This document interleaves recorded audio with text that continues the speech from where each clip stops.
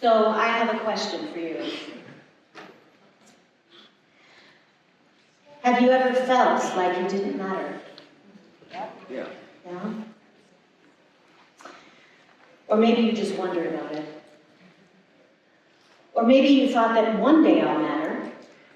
One day if I'm popular, or if I'm famous, or if I do something really big, or if I get that raise or that promotion, something out here will make it so that I matter. Anybody thought that? Yeah. Well, I'm here to tell you today that unquestionably, unequivocally, without a doubt, you matter. And it's not because of anything that you do out here, it's because of who you are. Who you are matters. So I'm going to share a story with you today. It's my story around all of this. I share this story because it's the story I know best, but I think it's so many of our stories. And my story begins back when I was a very young girl. My family uprooted itself and moved 13 times before I was 11 years old. And they never organized those moves around the school year. So I was perpetually the new kid, walking in with the principal and going into a new classroom and saying, here's the new student who's joining you guys today. This is Ashley. The kids would be like, and then they'd go back to what they were doing. And I was a very shy kid, so it was very uncomfortable for me. And every time I started to make friends, we moved again. And I remember one particular place that we lived. I went to a girl's birthday party, and she brought out all of these scrapbooks of prior birthday parties, and all the girls were gathered around, and they're like, there I am. And I wasn't in any of those pictures. And I remember feeling removed, like I didn't belong. I started to feel like I didn't matter. And my mom tells me about one of these moves they announced, and she said, this one I protested. I actually stood my ground and stamped my feet and said, that's not fair. No one asked me. No one asked me if I wanted to move. And of course we moved. And this idea that I didn't matter started to sink in. This meaning that I was making about my experience started sinking in. And we moved when I was 11 years old to a small town in California called Modesto. And about 1 month into the school year, I was leaving class, and I was a pretty small kid. I was petite at that time. And I walked out into the parking lot, and all of a sudden this girl stopped me.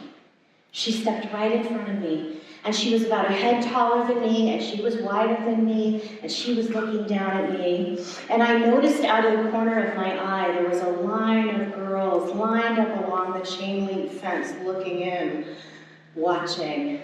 And she said to me, I don't like you. You better change or else. And I remember shaking in my shoes. And I don't know where it came from, but I said, I'm not changing for you or anybody. And I ran out of there, and I'm sure I ran all the way home. And that began with that girl and her, I guess you could say, followers.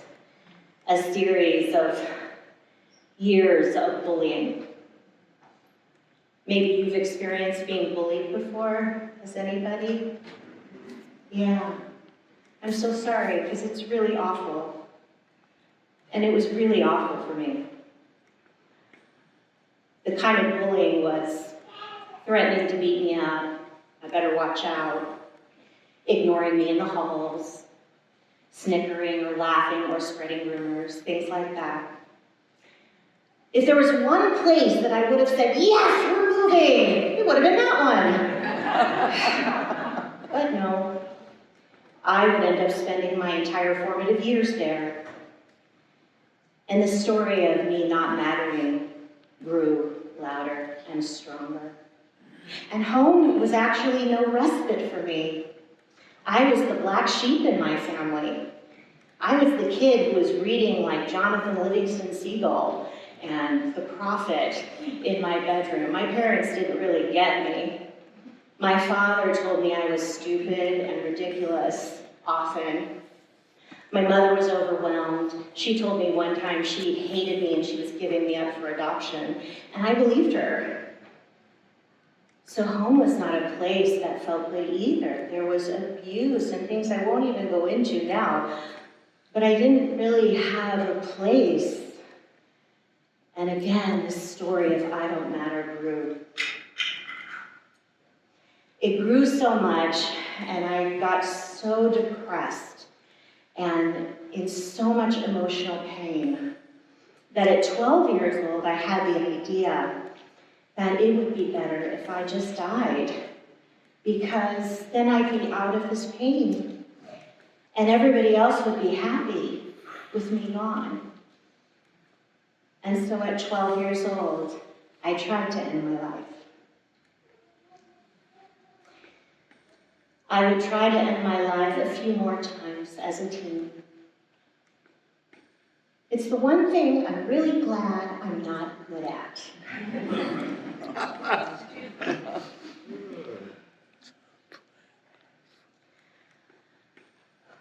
Something interesting happened my senior year in high school. The administrators and teachers put out a contest, and it was, write a 10-minute speech, seniors, and come and read it to us, and we'll see which speech is going to be read at the high school graduation. And I had this nudge in me, write a speech. But then that story of I don't matter was so loud. It just came crashing in, and I didn't do it. And so they had the contest, and the next day at school, it was announced that none of the speeches they felt were good enough to be read at the graduation. They were giving us 2 weeks. We had 2 weeks now, and they were going to do another round of this competition. This time, the nudge came even louder. Write the speech. Soul's intention, anybody? And so I did. I wrote a 10-minute poem, and I was selected to read this speech at graduation. Thank you.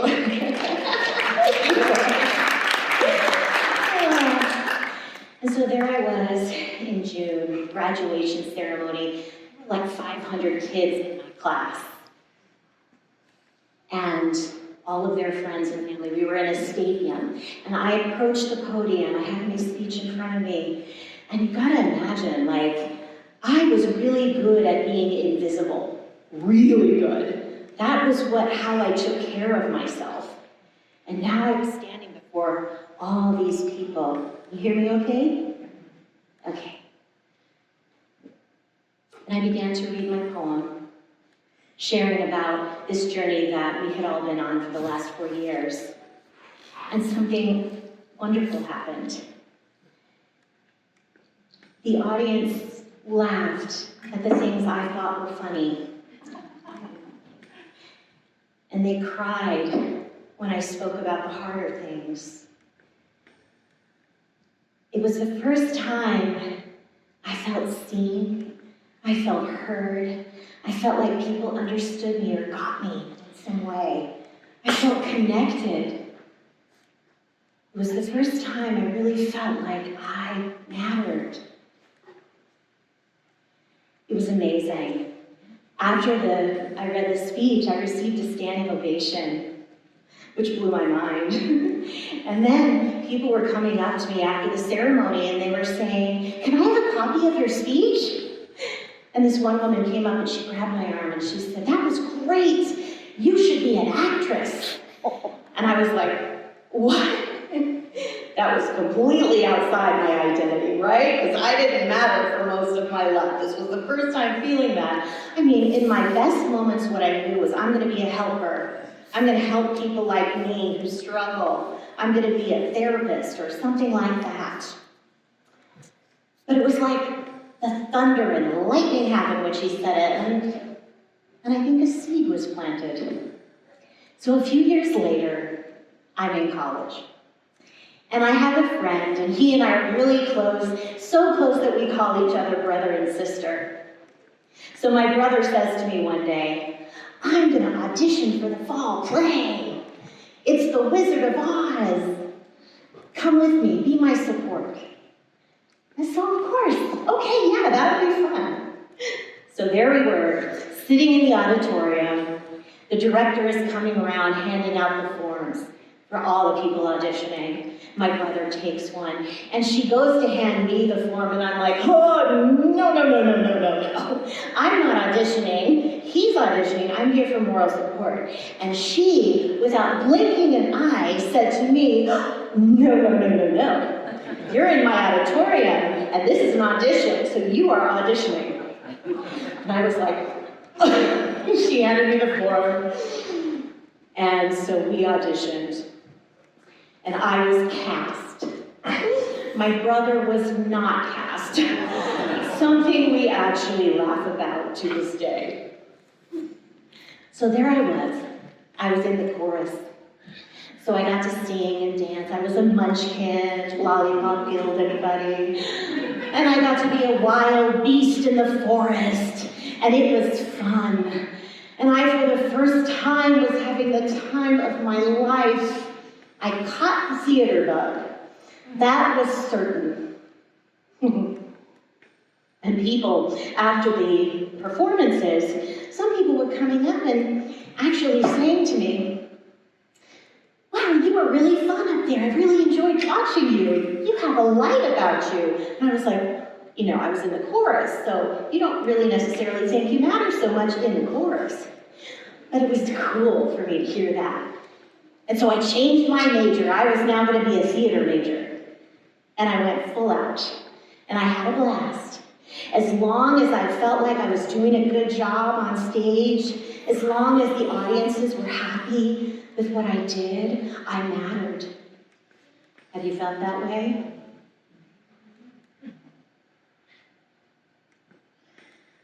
It was amazing. It was a beautiful time. And I actually ended up going to a master's degree program, Master of Fine Arts degree in acting. And there were only 6 of us who were accepted into that program out of over 1,000 who auditioned.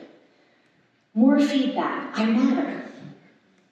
And the first year of graduate school, I was in acting class. We had 3 terms. 2 of those terms, all 6 of us, but only 6 of us, were in an acting class with our teacher, Robert Cohen, who was both revered and feared. Deeply respected man, but scary too. But it was amazing. I grew so much. And the summertime came, and then the fall came, and I couldn't wait to get back for my 2nd year. I was outside walking up to the theater area, and there was a table. And I could see all of my peers were sitting around it. It was so good to see them again. And there was my acting teacher holding court. He was sitting around and just holding court for all of them. And so I walked up and I stood there and I noticed that he kept looking at me and smiling. And I was like, oh, he missed me. He's happy to see me. I was like having my own little private Sally Fields Oscar winning moment. He likes me, he really likes me. And in that reverie, all of a sudden, he reached out his hand across the table and said, hi, I'm Robert Cohen, who are you?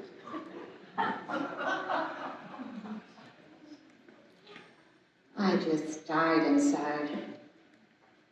Any feelings of mattering in that moment just left me. My acting teacher didn't know who I was. I kept going, but I did notice that I depended on those performances getting good reviews. And if they were slightly not good, I questioned everything about myself. Maybe you felt that way. After graduate school, I did graduate, I finished. That summer, went to a center very much like this one in that it teaches the same universal spiritual truths that we teach here. And when I walked in and sat down and listened to Michael Beckwith, what he was saying, it was the very first time that I heard, you are a spiritual being having a human experience. Oh. And there's no God out here. It's right here. This infinite intelligence, this love is right here in me.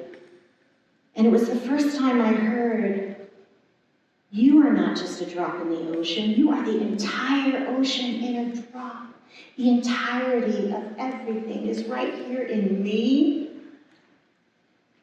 It was the first time I really learned that I mattered.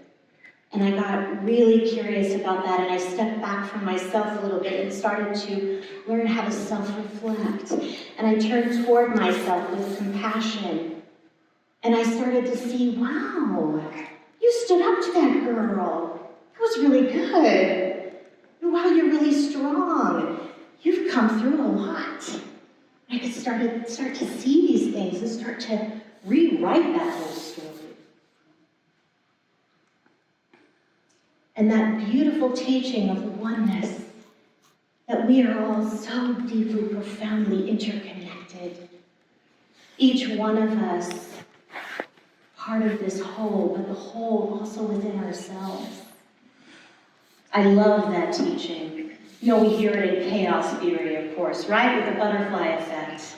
The butterfly on one side of the planet flapping its wings, being a butterfly, and a hurricane is created on the other side of the planet. We start to realize how we impact the whole just by being us. And I think the most beautiful spiritual teaching around this comes from the Bhagavad Gita, Indra's net. And if you don't know the story, Indra was the god of thunderbolts, is the god of thunderbolts in the Hindu tradition. And Indra sat in the clouds above the highest mountain, the most sacred mountain in the Vedic tradition. And he flung a net, this infinite net, around his home. This net is vast. And at each point in this net, each node is a sparkling jewel, a jewel that is totally unique, unlike any other jewel in the net. It has its place there, it's holding up the net. And yet every other jewel is reflected in each jewel. And each jewel represents a being, a human soul, an animal, a plant. All beings are part of this net. And guess what? If you're not there, something is missing. Stephen Cope writes about this beautifully in his book, The Great Work of Your Life. I love that because I think that's always Spirit saying, pay attention. So y'all need to read that book. What Stephen Cope says in his interpretation of Indra's net is that it is our sacred duty to be fully and utterly ourselves. Fully and utterly ourselves. That's it. That's it. That is our sacred duty. It is important that we are fully ourselves to hold up that net. Now, why does this even matter? Speaking of mattering, why does it matter that you know that you matter? Well, I can tell you this. This was the message that saved my life. This is the message that allowed me to become who I am today. This was the message that allowed for me to become an international transformational coach. I've worked with thousands of people around the globe, supporting them to come to know this about themselves, that they matter, their feelings matter, their needs matter, their dreams matter, yours, all of us, we matter. There are days I dream about the world, and I think, what would it be like if everyone knew that they mattered?